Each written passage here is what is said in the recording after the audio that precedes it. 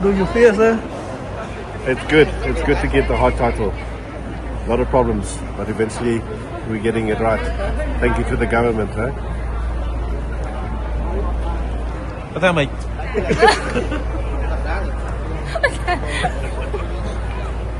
គាត់ថា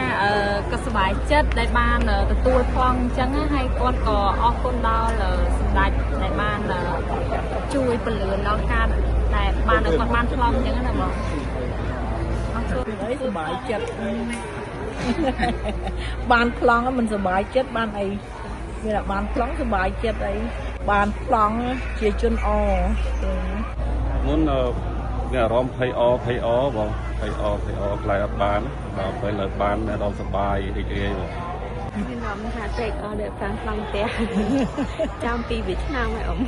បាយចិត្តបានក្រសួងគាត់ជួយដោះស្រាយហើយបានជួយជំរុញឲ្យចេញបានឲ្យបងប្អូនជាពលរដ្ឋនៅក្នុងបរិយាបានប្លង់កម្មសិទ្ធិទាំងអស់គ្នាមិនអអសប្បាយចិត្ត